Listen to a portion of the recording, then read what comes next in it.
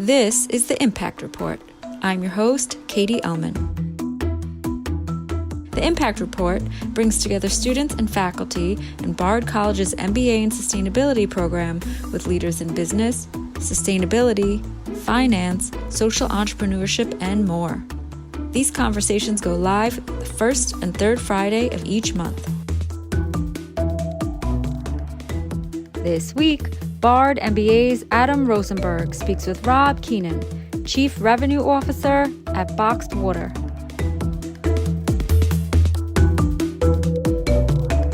My name is Adam Rozenberg. I'm sitting here with Rob Koenen, CRO and CMO at Boxed Water. How are you doing today? I'm very good, Adam. How are you? Doing all right. Really excited to jump in. So first question. Last year, the bottled water production industry made $7.9 billion. The market size of that industry is expected to increase by 2.9% in 2022. What, in your opinion, is driving growth in this industry? Well, I think there's a couple of factors that are driving growth here.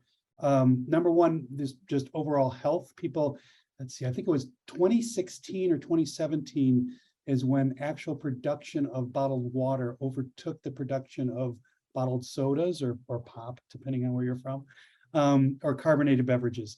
So I think this, obviously, there's just a general health consciousness that water is better than sugary sodas or sugary snacks. So that's fueling the growth.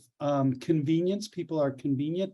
And then oddly enough, someone who's my age and doesn't have this point of view, I'll put it this way.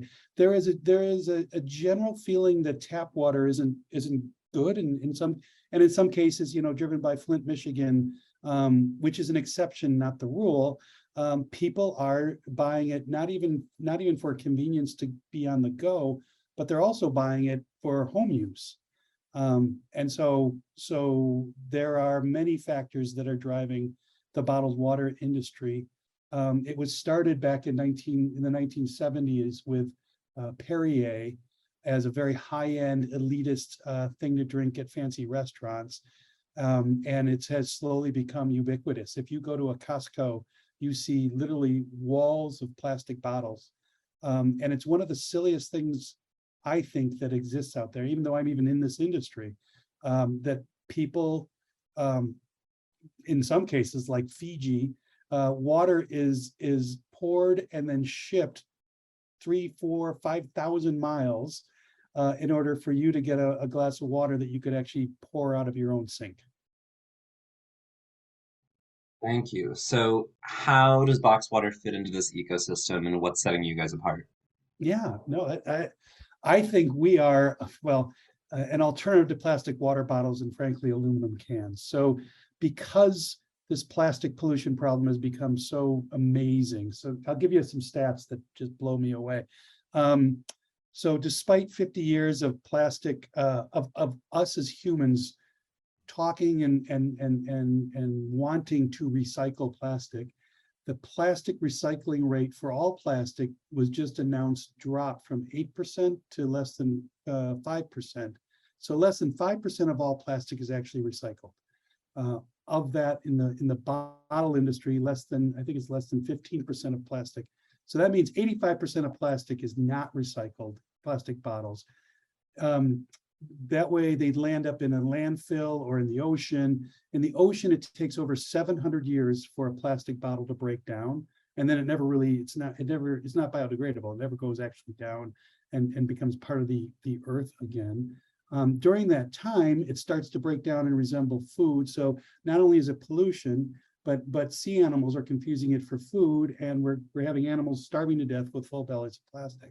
So horrific things are going on out there. And I can throw through these stats, but if you step back and think, 700 years is a long time. But just to put it in perspective, if Leonardo da Vinci drank a bottle of water, painting the Mona Lisa, that bottle would still be in this society as we speak. It would still be breaking down. It's mind-boggling. So under that context, about 13 years ago, some young entrepreneurs came up with the idea of something that can break down a lot faster and something that is also sustainable or renewable, which is paper. So they created boxed water is better, purposely named boxed water is better, not boxed water is best. The best is refillable. The best is your Yeti or your Swell or just a glass of water like you're drinking. But for those occasions when you need something on the go and you don't have your refillable with you, we are better than plastic. We are better than cans. Aluminum and plastic are both non-renewable resources. They both come from finite minerals or oil that you can't put back into the earth, whereas ours come from paper, which trees you can always keep replanting. Now, full disclosure, 92% of our packages come from paper. There is a thin layer of aluminum. It's like 1/12 of what a can would. But there's also numerous things that reduce our carbon footprint as far as the extraction and production of our box compared to the others. So how we fit into it is, as this world becomes just drenched in plastic, and by the way, the plastic industry expects to grow their plastic production by fivefold, by 500% over the next 10 years, as plastic just becomes terrifyingly everywhere. We are an alternative to plastic water bottles and aluminum cans, and we have found a nice little group of consumers who believe that that's very important, that sustainability matters. So, recycling rate for carton-based beverages is about 16%. What is Box Water doing to help increase that rate with its consumers? Yeah, no, that's one of our biggest thorns in our side is the recycling rate. So we are literally working with municipalities across the country. We work with a group called the Carton Council, which is a trade group that has every carton company is a member of. But we're working specifically with municipalities and cities and with waste management companies to connect the dots and get them to improve. So right now, I think it's either 68 or 72% of Americans live in a municipality and have access to carton recycling. And that's up from 50% just a few years ago. So we're heading in the right direction. And I'll give you one example that was great. I mean, we were working with the municipality in Missoula, and Missoula's trash company did not take cartons, but Spokane, Washington, this did take cartons. And so and that was the same company. So we ended up just connecting two people in the same company, and now they're shipping their cartons to Spokane to get the cartons recycled. So in some cases, it's really just connecting people within the same company. In some cases, it's sitting down and talking to the municipalities. It costs $150,000 to $200,000 to get what's called an emulsifier, which basically chops up these cartons and allows them to be recycled anywhere. So in some cases, we talk to the municipalities and try to figure out ways to get them to purchase that. Very cool. Does Box Water have specific goals surrounding recycling rates of cartons? No, we don't have. It's literally it's a street fight. I mean, the goal would be 100%. We're just taking one step at a time, and we haven't lifted our heads up to put together any fancy or lofty goals. It's like one of my friends said it was like whack-a-mole. Oh, Missoula needs help, let's go to Missoula. Oh, these guys need help, let's go to these guys. It's literally day by day where we're working with different groups. Absolutely. I think it's noble. I mean, you can only go so far without like large scale policy change. Yeah. Yes. I mean, if you want me to rant on that, I'll give you 2 seconds on that one, because Please. my overall opinion is that we need policy change. It's always follow the money. Right now, it's not profitable. So we've got issues with plastic, aluminum, and carton recycling. That all comes down to the foundation of the system that's set up is driven by money. And if it's not profitable, like right now, plastic's not profitable because there's so much of it. So recyclers are turning it down, saying, I don't want to recycle it because I can't make any money off of it. So my belief is that just like the government supports Amtrak and the Postal Service, these fundamental infrastructure groups. I think recycling is a fundamental infrastructure that we should figure out a way to make it so it's not about the money and it's about the environment. Absolutely. Can you tell me more about how box water's grown and what are growth projections for the future? Yeah, no, it's been fun and rewarding. We have, my gosh, so we had a hiccup during COVID because recycling took a little bit of a back seat compared to a lot of bigger things going on. But my goodness, we continue to double, and now we're small. We're 1% of 1% of the market right now. But we've got we continue to double. We plan to double again next year, and maybe even double after that. Our growth is coming just grassroots from people who care. At the end of the day, people and companies who care. Let me put it that way. So what excites me, it's a David versus Goliath conversation. We don't have a lot of money our focus is education and awareness, because we believe when people are given the full disclosure of how bad plastic is and how easy it is just to grab a carton, that they'll make the right choice. So, but we have limited budgets. I mean, between Coke and Pepsi, last time I read, they have like $4 billion in marketing money to tell you how good Aquafina and Dasani and cans are, and bottles. So we rely on companies that are like-minded and care. So Alaska Airlines is a great example of a company who their number one job is to get people from point A to point B safely, but they are taking the time to say we should try to do this with the small footprint as possible. So last year they put out basically a request for proposal to say, how do we get rid of plastic? They go through 1.8 million tons of plastic every year, these little 250 milliliter bottles at a time, which is insane. That's like 18 737s worth of plastic. So we cost, I'm gonna make up numbers, let's say we cost 2 or 3 times more than a plastic bottle. Plastic bottles exist because they're cheap and durable. So this is for a corporation, that's a big gulp, especially for water, which is not, it's not like fuel or anything that's made, or our airplane price. But they had to take the leap to say, this is important enough for us to take the extra cost. It's important enough for our passengers, and they made the leap. So that's fueling a lot of our growth, because we get into like 3 million people's hands every year, and then they get to read the story about what boxed water is, and it's our way of amplifying our message. The great news is that, like, we just had our first year with them. We are, I think, the number 2 most engaged item on their social media. So the great news is they're like, people are going nuts in a positive way about, hey, you guys made a big difference. So their bet paid off. And I keep saying 2 things. One is, the more companies succeed and have these remarkable benefits, the more other companies will go, well, we better hop on this bandwagon. And the only way the companies are going to succeed is if consumers choose these companies for these reasons.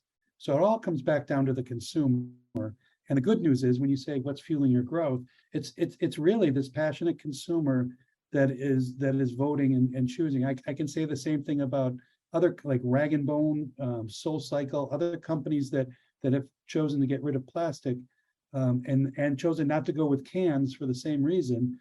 They are getting remarkable over-the-top reactions from their consumers.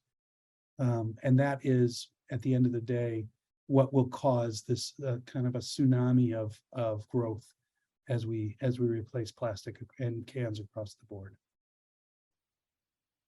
So you have your partnership with Alaska Airlines. I know that you guys have sponsored a lot of music festivals in the past. Can you talk about how Box Water prioritizes more direct to consumer in the grocery store versus those enterprise partnerships? Yeah, no, that's a good question. We have made a stand, more or less. We want to be available to consumers everywhere. So frankly, the internet, either through Amazon or through boxedwaterisbetter.com, our web store, you can find our product. So when people say, where can you find us? I always say, at your front door, we can have it shipped to you. But to your point, we have focused on getting in front of the consumers in as many places and with as much robust conversation as possible. So one of the things that set us apart is that, and you can see it on our box, we plant 2 trees completely for free every time you post a picture of our carton and put it on your social media. So right now, if you had a carton, you took a picture and you did a hashtag Better Planet, we would plant 2 trees in the national forest. We've already planted 1.4 million trees, and our goal is to get to 2 million by next year, which is a forest, which again blows me away that this little company from Grand Rapids, Michigan can plant 2 million trees based on consumer response. So that message, along with why is plastic in what cans and the pollution bad, why is boxed water better, those are all things that I think need to be spoken. So we're not just a box of water. We are this kind of a purpose-driven brand where we're trying to do good on many different levels, including beach cleanups. So that's why we go to festivals. That's why we go to little tastings. We use field marketing in order to get in front of as many people as possible. We use social media to get in front of as many people as possible. And then we hope the payoff is that they go to the grocery store and they see us and they know why boxed water is better, because it does plant trees, because it is better than plastic. It has I think 1/8 of a carbon footprint of cans.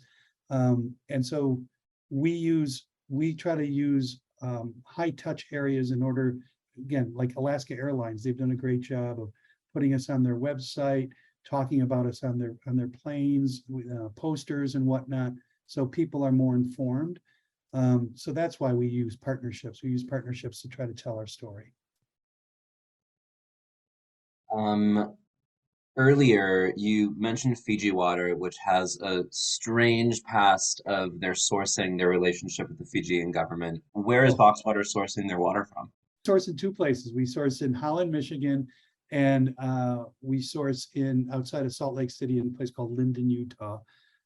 We use municipal water, and then we have an 8-step process to purify it so it's completely pure and pH balanced. We have no additives, no nothing. Some waters manipulate their flavor by adding all kinds of stuff, like even dissolvable solids you'll see on some of their ingredient labels. Why a water has an ingredient label is beyond me, but that's the topic for another day. We pay the market rate of the municipalities. If you were to talk to, or if you were to Google, Nestle, Nestle does not pay the market rate. They pay like $250 for a year's worth of water, per year. And so we feel good, and we also give back to the communities where we're drawing our water from. How is Box Water ensuring that they're not overtaxing those systems when they're pulling their water, making sure that things aren't impacting local communities? Yeah, no, we are very conscious of making sure that we are a couple things, that we are not overtaxing the system. We've been around for 13 years. We are in contact with the local municipalities every year, if not every month. We also did a little bit of an analysis before we opened the Linden plant in Lake Michigan. We're not even a blip on the radar for the companies, I guess you'd say, that are pulling the most water. One of the top, and it was a surprising analysis, one of the top companies that pull water from Lake Michigan is the Shed Aquarium, which it makes sense once you say it, but you'd never even think that. But they're like, if I remember correctly, they were like one of the top 5 companies that's pulling water. So we're not even a blip on the radar as far as what we're pulling, even with the growth projections that we have. And what kinds of challenges have you seen in your role as CRO and CMO? Oh, I guess the biggest challenge is always fighting misinformation. And misinformation comes from a couple different sources. One is just this industry is changing so quickly. Goes back to your question about recycling. Like here in Grand Rapids, gosh, I guess it was about 5 years ago, we worked with the local Grand Rapids municipality in order to get them this emulsifier and this shredder so that the cartons could be recycled in our own hometown. Prior to that, we were taking them out to Holland where they could be recycled. So even today, when I talk to friends, they say, yeah, I like your carton, but you can't recycle it. There's no curbside recycling. And I'm like, that was true, but now that's not true. 5 years ago, it switched. So there's a lot of lagging information about the benefits of our product and the recyclability of our product. That's one of the biggest things is we get people saying, heck, I just had the conversation with a hotel in New York who said we had an expert tell us that you can't recycle your boxes in New York. And I said, I'm sorry, but give me the person's phone number. And I will give you the phone number of the recycling plant in Brooklyn that does take our boxes. All we've been recycling in New York for 10 years. So yeah, there's overcoming the misinformation or just the lag of information is probably the biggest challenge, especially with a budget that's, it's very small. So I would love to have a marketing budget like Nike where I could just tell everybody what's going on and have them go, okay, yeah, no, this all makes sense, but we're not there yet. Absolutely. Oh, can you tell us more about what your day-to-day looks like? Wow, yeah, every day's different. Every day's great. Every day's different. Let's see. What am I doing today? No, every day is very different. That's what keeps it interesting. We are talking to some days airlines, some days stadiums, some days parks, amusement parks. Like right now, we're talking to Universal about doing like a Jurassic Park cart, which would be very cool. And what's fascinating is learning their businesses from their perspective, and then also learning how we can impact and help them from a sustainability standpoint. A lot of my day, like any manager, is working with people. I have an incredible team who's passionate and working with and learning from. I'm over 50, and so I learn more from my team than I think they learn from me. And so I think it's fascinating every day just to hear what's going on in today's culture, as well as we're always working to learn more about sustainability. But a lot of it is spent planning, trying to negotiate relationships with different partners, trying to get just trying to move the peanut forward and keep everybody pointed in the same direction. Absolutely. Before we get into final thoughts and wrap up, any box water news to share? Well, I hinted at the fact, and I might as well just come out and say it. We will be launching a Jurassic Park dinosaur collection next year, which will be very, very exciting. It'll come out in March of next year. We've got 5 of the most popular dinosaurs on each package, and they'll be done as collectibles, and it's in unison with Universal Studios, and we will be also in their parks, so everybody can get a cool Jurassic Park boxed water, which is awesome.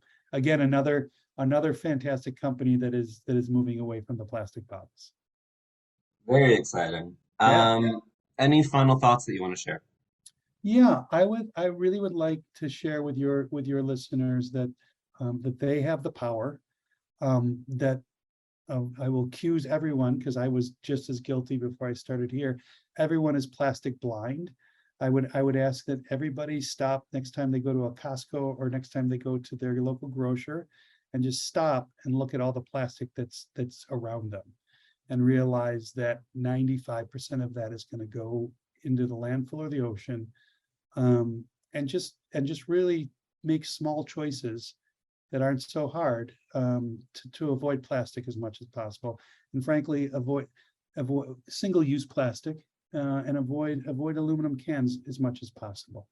I think that I think this whole country needs a wake-up call. I think we as a human race get an F in our recycling efforts.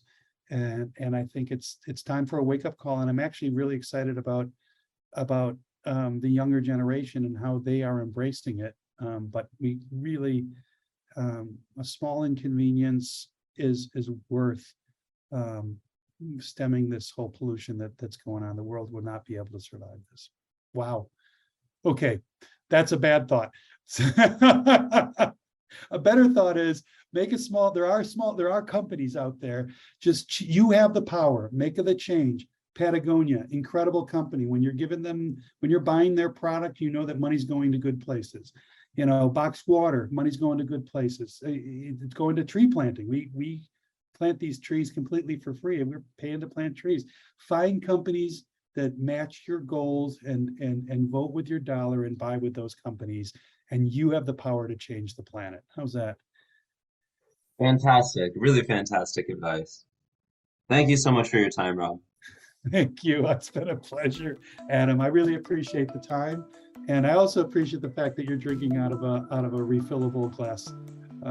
You are making the change. You are the change. That's awesome.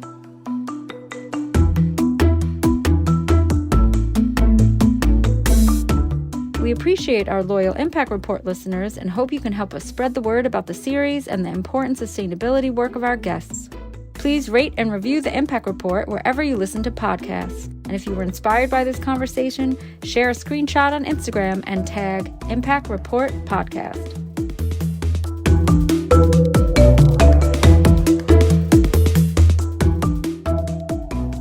Learn more about the topics discussed in today's episode by visiting boxedwaterisbetter.com. And be sure to head to greenbiz.com or impactentrepreneur.com to read a recap of our conversation.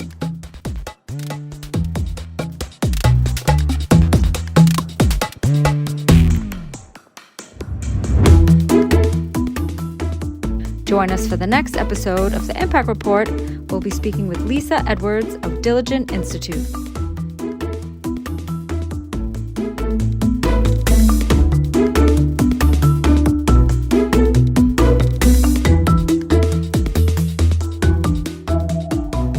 Interested in learning how you can launch a high-impact, purpose-driven career in sustainability?